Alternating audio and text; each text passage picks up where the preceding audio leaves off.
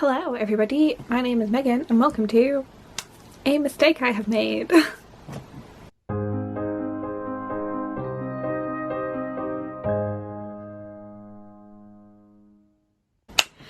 So yeah, y'all may have been around in May when I had to film my TBR on 2 separate days and then smoosh them together because Orbit had a sale and I bought too many books. It is now October and Orbit had a sale and I bought too many books. So I'm not doing book hauls going forward on my channel because when books come in I don't have the time or the energy or the room to put them in a pile so I can film a video at the end of it and put them away, and I don't have the organisation to keep like a list of everything so I can like pull them out at the end of the month. Like I just don't care. Like I don't care to keep that kind of thing in order in my brain. So no more hauls. If I'm vlogging and I get a book, I will talk about it. If not, you're just gonna have to be surprised if new things show up on my shelves, you know? like me a lot of the time.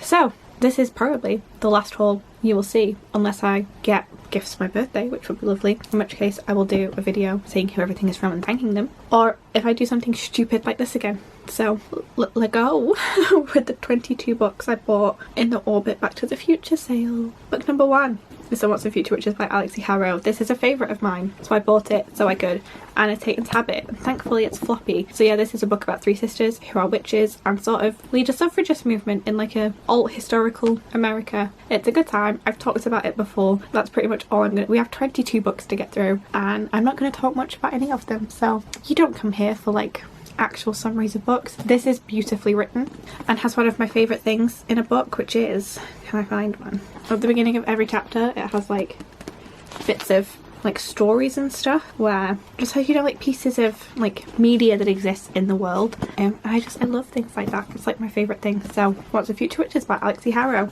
Next, surprisingly, The 10,000 Doors of January by Alix E. Harrow. This again, one of my favourite books. I've bought it so I can tab and annotate, and it's floppy, so like win-win. This has a similar thing where every so often we get bits of a book.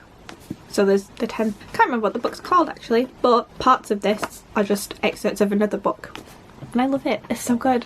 Beautifully written. I love the characters. There is some like controversy around representation, but I personally don't understand it and I haven't seen any native people make any comments about it, and it's weird to me because the character's not a Native American. I mean, anyway, I think it's a wonderful book. It's my favourite of the Alix E. Harrow stories and I'm very excited to own a second copy. And now we move into all the books I have not read and I don't know massive amounts about them. So we have The 15 Lives of Harry August by Claire Knowles. All I know about this is my friend really liked it and she doesn't like a lot of like fantastical books because she likes things to be like really well written. So that sounded like shade. It wasn't shade, but a lot of fantasy does not have the same eloquence to it as literary fiction, which is the main genre that she reads. And she did really like this one, so I'm excited about it. And that's literally all I know. Some stories cannot be told in just one lifetime.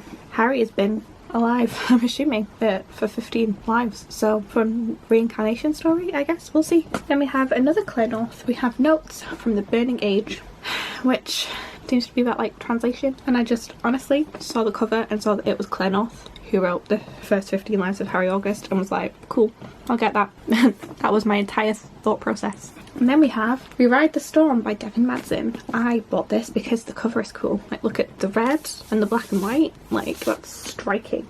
John Gwynne has said that it hits all the right spots. Highly recommended. Don't recognise the other people who've blurbed it. Mark Lawrence, an exciting new author in fantasy. As an empire dies, 3 warriors will rise. They will have to ride the storm or drown in its blood. Nice and dramatic. Sure. And then we have From the Light of Heaven. Far from the Light of Heaven by Today Thompson, which is an arresting vision of humanity's future among the stars from a rising giant in science fiction, which I think is like almost a murder mystery in space. And I'm excited and I love the pink spine. And then we have A Master of Gin by P. Jelly Clark. I'm very sorry if that is incorrectly pronounced, but this is set in Cairo in 1912.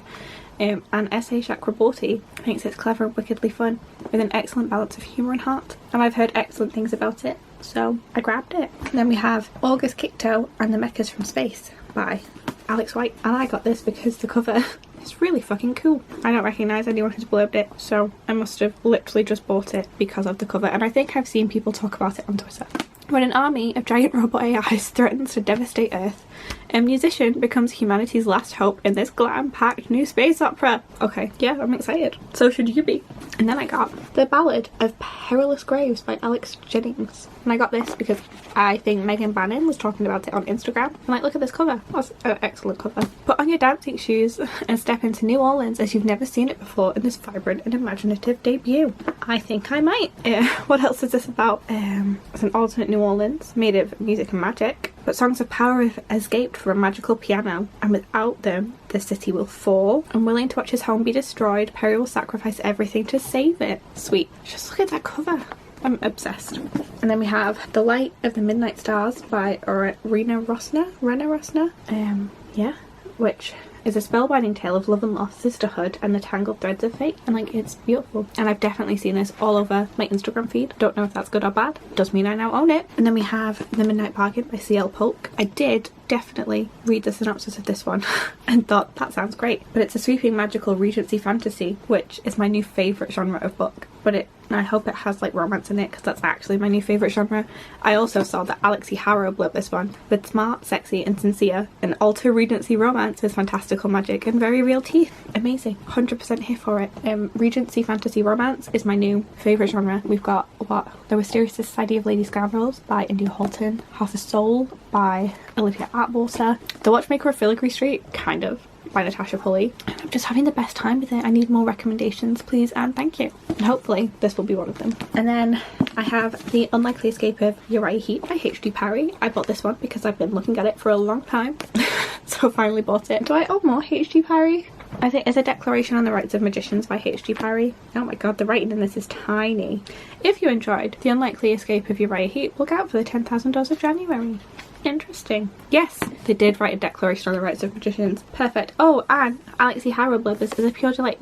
This bitch reads a lot. Love that for her and for me, because it means one of my favourite authors is wrecking a lot of the books I've read or plan to read. So yeah, grab this one. I love Orbit. They're so floppy most of the time. Next, we have a sequel to a book I bought last time, which I've not read yet, but you know, thought it would be nice to have the sequel when the time comes. We have Bloody Rose by Nicholas Eames, which is the second book in the Kings of the Wild series. Does it have a name? No, it's the sequel, The Kings of the Wild, I hope. If it's not. Is it not? Is it just like set in the same world? Well, it's definitely other vibe. So, and then in a similar vein, I bought An Echo of Things to Come and The Light of All That Falls by James Islington, which is so big. So very big. Which are books 2 and 3 in the Lysanias, and that trilogy. I bought The Shadow of What Was Lost last time. Haven't read it. Now I have books 2 and 3. That's so big. Continuing in the same vein, we have Cibola Bird by James S.A. Corey, which is book 4 in the Expanse series. I got book 3 last time. I've still not read book 2. We're not going to talk about it, but this is like epic sci-fi. I enjoyed Leviathan Wakes. Oh yeah. Next, oh my god, we have books 2 and 3 in the Dr. Greta Helsing novels. Don't know which one's which, but we have Dreadful Company and Grave Important by Vivian Shaw. I bought Strange Grace, hoping to read it in October because it feels like an October-y spooky book. Haven't read them, but like, I do love these covers. Like, they're so cool, and the spines are so nice and like colourful. They're so floppy. I'm like very excited to read these, and I hope I enjoy them, because if I don't, then it's unfortunate, isn't it? And then, you know what, let's just continue in the same vein. I've got 2 different ones to show you once we've done these last 2.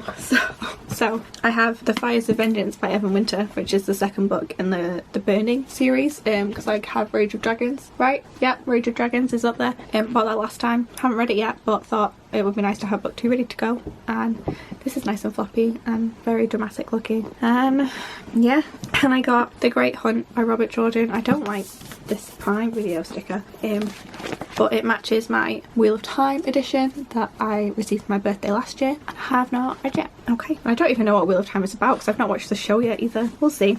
And then by Andrea Stewart, I have The Bone Shard Daughter and The Bone Shard Emperor, both of which I'm very excited to read. This one, nice and floppy. This one, not so much. It's still like a little floppy, but I'm disappointed in the flop. But yeah, I've heard fantastic things about this book. I have it on audio. I didn't really need to buy it. Alexi Harrow says epic fantasy at its most human and heartfelt. So I'm excited. I'm an idiot, and that is all of the books I bought. I'm now also a little bit dehydrated. I'm not going to try and pick them all up because I know it will go badly. But here's a snapshot.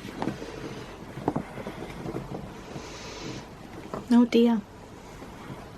Just cover up the whole camera. But yeah, that's it from me. Please like and comment and subscribe if you had fun with this. Let me know which of the books you're most excited for me to read, which are the ones you would have bought if you were as idiotic as myself and bought too many books in this sale. And I will see you in another video soon, fingers crossed. Bye.